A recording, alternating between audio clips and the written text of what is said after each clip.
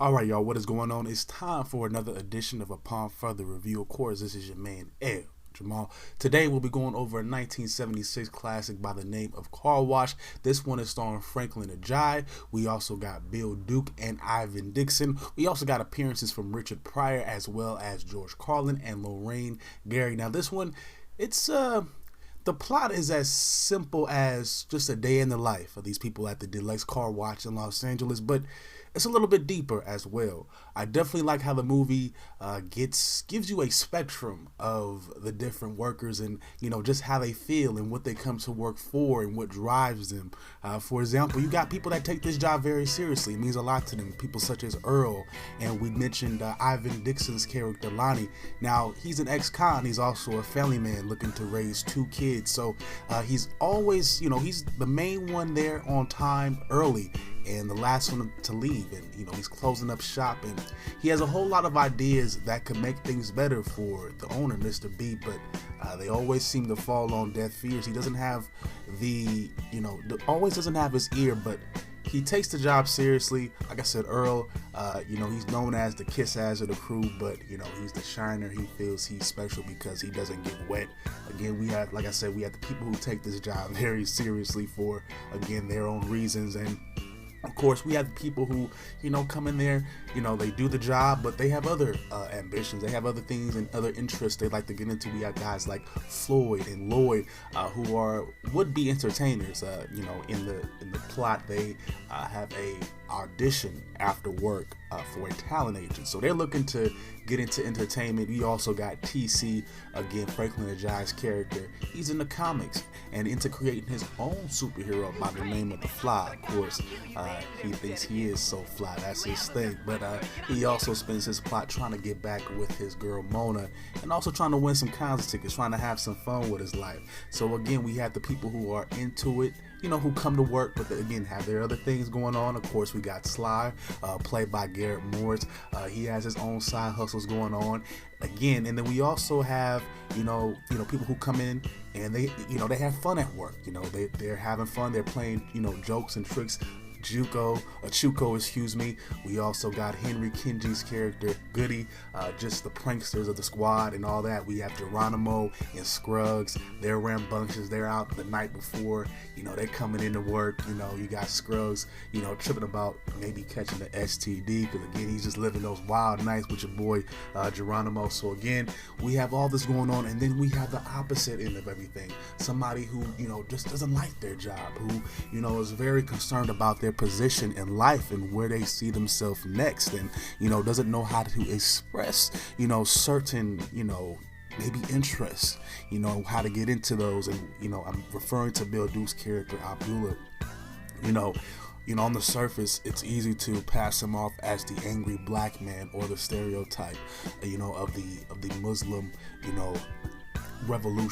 black Muslim revolutionary of the 70s, with his name, Abdullah bin Akbar, I believe, or Muhammad Akbar. And Earl shrugs it off. The boss, Mr. B, he still calls him his, I guess his original name, Dwayne. So again, he has, people just dismissing him.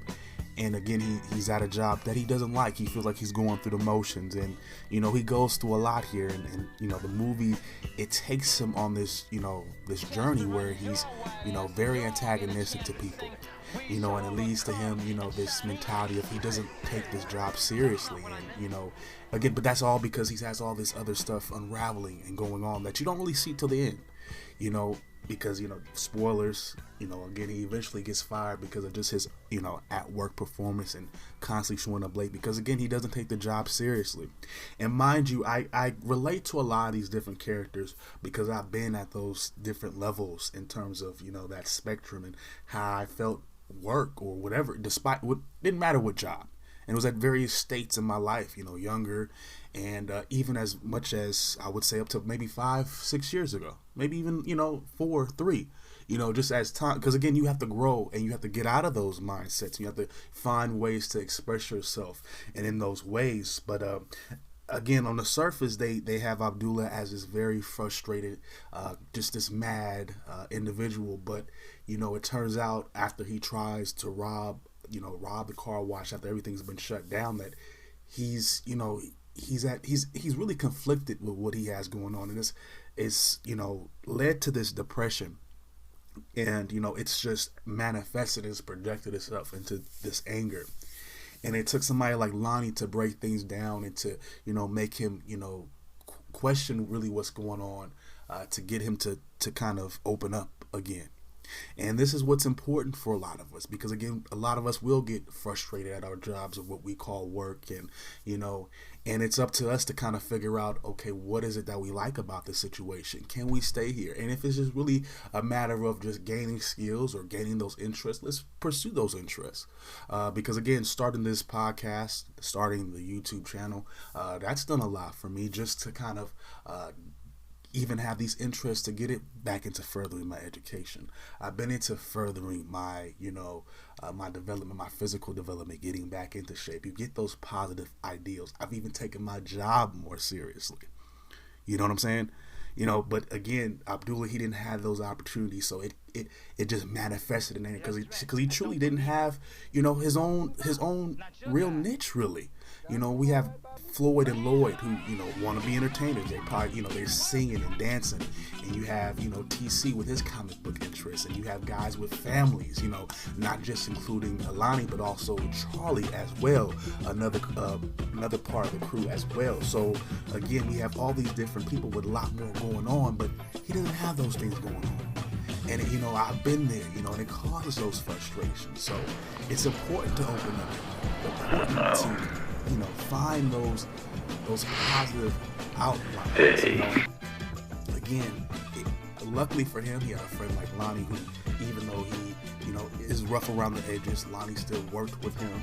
Lonnie went at bat for him as soon as he got fired and pretty much tried to petition for him to Mr. B.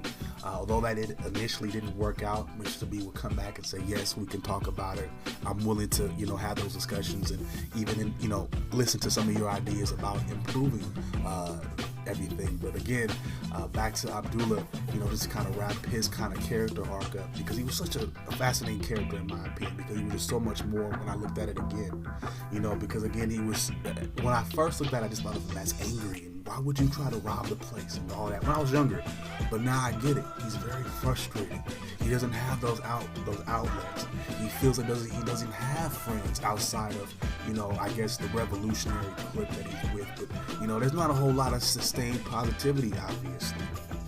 And again, he breaks down, So it's, again, I just stress that through his character, seeing that, again, it's important that we find our calling outside of just what we do 9 to 5 as well, just as much as they are important to some of us.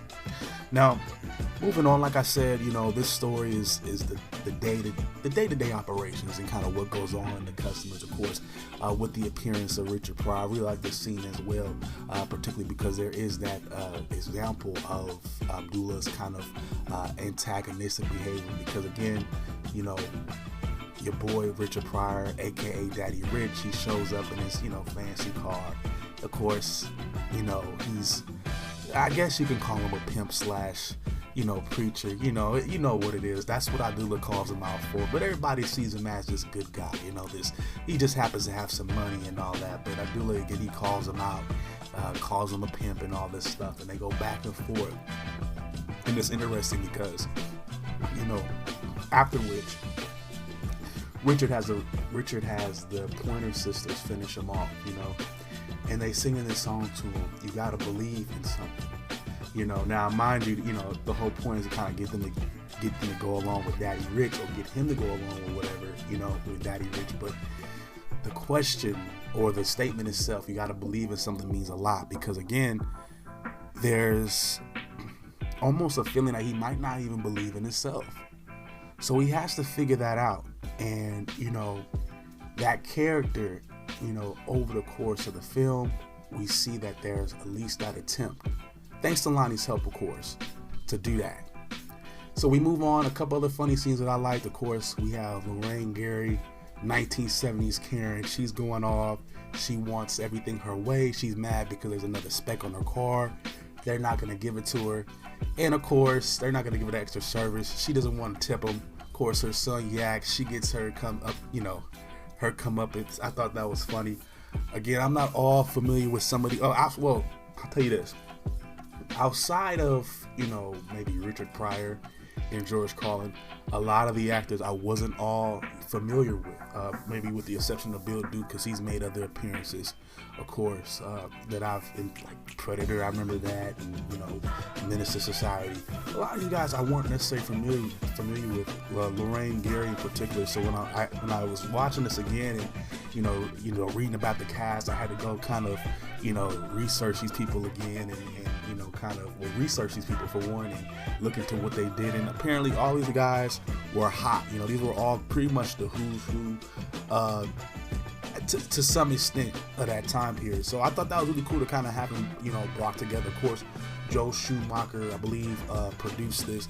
You can tell just because I feel like certain elements such as Abdullah and Mr. B's kind of interactions and just Abdullah's character development, it just was things that they could have went deeper on, but I don't think they can touch because they don't have those same experiences. So again, you have that, but again, it's something to look at, and it's something to get a base level understanding of, if anything.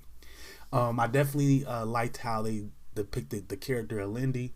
I thought it was a bit progressive for the time period and a little bit more progressive than what we see nowadays. That's just my personal opinion. Played by Antonio Vargas. They definitely script the character in a positive way. There's a specific scene with Abdullah where they're going back and forth again. Another example of him just kind of being that antagonistic person. I hate to say it, but he drops the F-bomb. Of course, I'm not going to say it here, but then Lindy snaps back with her line, and or however, I'm not getting into that either. Anyway, they snap back, and everybody's like, "Oh, you know what it is," and it was scenes like that. Also, you have a scene with George Carlin that was really good. He's with an auxiliary character. And what I mean by auxiliary characters, they're not a main character. I guess that's the best word I could say.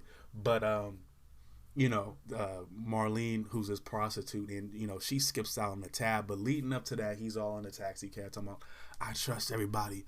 I'm not a racist. La, la, la. That fake ass kind of liberal spiel that everybody's trying to highlight nowadays. Again, they were talking about it back then. George Carlin was already hip to it. And, if you were watching this movie, you would already know. Anyways, that's just the way it is. I just like to call it out. But, he even kind of gives himself away because there's this line that he goes, I'm not too sure about us getting married, but if a man wants to eat at the lunch counter, he should be able to do that. So it was just hilarious. This movie goes all over the place. It's just kind of these different perspectives, the different types of customers, the different types of situations, and how these people and how the people there respond to it. I think another funny scene, one of the biggest scenes from the movie is the pipe bomb scene, and there's this guy. Well, there's this underlying story, and it happened. It just comes up just a second, and it's like on the radio. That's in the the soundtrack. But we'll get to that in just a second. But anyways, the radio goes off, and it's explaining this pipe bomb that's around the city, and he's blowing stuff up, or he's trying to blow shit up. And so there's this scientist type of guy. He's played by an actual scientist, mind you. Well, I believe he passed away a while back. I can't confirm that right at this second, so don't hold me to that. But anyways, he fits the description, at least how they feel, the description is. And TC and Hippo, they going off, they trying to follow him. And again, it all, comes to a head. And, they get him to drop his bottle. Turns out it wasn't a bomb. It was this older dude. He needed to go to the doctor, and he needed to take a piss sample. And he was pissed. So this movie went all over the place. But, it was a really positive, movie and a positive plot. Again, it's just these different perspectives. For example, like I said, you have people who are very settled into what they're doing and are okay with it, like Justin's character. Now, he was so settled in working there and working with his hands and trying to make that his future that his girlfriend, who's currently in college, Loretta, she was like, nah, man, you need to do something else. You need to have more ambitions. And, I'm looking for more than that. And so the movie starts off with them breaking up or, supposedly not, wanting to talk for a while. Now, this is another thread that could have went a little bit deeper in this, particularly because of what it's about. You have, these two younger lovers, particularly African American / black, however you wanted to call it, from the diaspora. And, this is an important situation. You have one party saying, I'm fine like this. This is fine. You have another party saying, I understand that there's more that I can achieve. There's more that I want to this, and I want to go get it. I think they could have went a little bit deeper on this plot thread as well. They just kind of have it conveniently end with her picking them up, and they agree to just talk about it at a later date, and they kiss and make up, and that's cool because it's a positive ending. But again, you could have went a little bit deeper. There, he was a little bit scared and not being picked up again. Like he was literally walking on the bus with his grandpa, and she just rolled up. So again, that's cool. But again, you could have went a little bit deeper to put a little bit more stakes in that. But again, it's so much you can put in there. But like I said, everything ends off with a positive note outside of what happens with Abdullah. But again, that even ends kind of positive because nothing happened. Again, TC, he wants the concert tickets after trying all day to get them. And he's, like I said, he's eventually able to get back with Mona. Apparently they went out a couple of times and she kind of wasn't feeling it because of, his position in life. She was judging him. She said, I don't want no low-class niggas. Wow. And she's a waitress. So I'm like, wow. Like, how can you feel that way? But it is what it is. I've came across that myself. It's what it is. I'm not going to make a negative judgment. I just looked at it and said that's what it is and made sure I maintained myself. I'm not getting into that negativity. I learned from it. And, TC, he laid it out, though. Ain't no baller about to just come up in here and trick on you and just sweep you off your feet. I dig you. I like you. We can do something, but if you ain't gonna treat me right, if you ain't gonna respect me, I'll go somewhere else. And I thought he laid it out perfectly, and that's how you should be with somebody who's not really giving you, the time of day. Let's let them know, hey, I am interested. I would like to mess with you, but if you ain't gonna treat me right, I can go and be serious about it. He's gone. She was like, no, wait a second. And she was like, nah, it's all good. And I was like, oh, all right, yeah. So everything worked out. Everything has a positive, little undertone or a funny little, undertone. For example, Scruggs, excuse me, played by Jack Kehoe. He finally, got in contact with his girl, Charlene, who he had been avoiding the whole movie. He didn't want to call her because he was out the night before with Geronimo. I mentioned that. He didn't want to call her. None of that. Ain't like there was some cell phones and nothing like he could sneak off and call her without being, looking like a simp in front of his partners, I guess. He was tripping about that. But eventually she shows up. She drops him, and it's funny. Earl, of course, he's a kiss ass throughout the movie. Dog had pretty much shitted on the lot at some point earlier in the day, and he was trying to make somebody pick it up, Geronimo, I believe, and he wasn't having it, so they left it on his car. He had to deal with that. So it's funniness. You had that serious scene with Abdullah, but like I said, I want to reaffirm that it worked itself out. It wasn't one of those situations where Lonnie had to get shot or anything like that. The police had to come. And everything was positive. It was a good film, and I would definitely recommend it if you have not seen it. The soundtrack is amazing. We got Rolls Royce with the title track, Car Wash. We got I Want to Get Next to You. Man, powerful. Multi-racial, multi-ethnic, everything going on, and it was fun. Of course, very fun characters, very fun plot. Again, there's a little bit of some layers here with some of these characters, a little bit that they could have went deeper on, but again, it is what it is for a comedy. It was really funny. That's what matters for a comedy. All right, y'all, if you like what you heard, you can give me a like and a follow on Instagram, and I will be keeping you guys updated there. Also, we'll be having some more projects coming out here on the tube, also on the podcast as well. Be sure to check that out. It is available on Spotify. And again, if anybody hasn't told you, I love you. Peace out, one love, and I'll holla at all y'all later.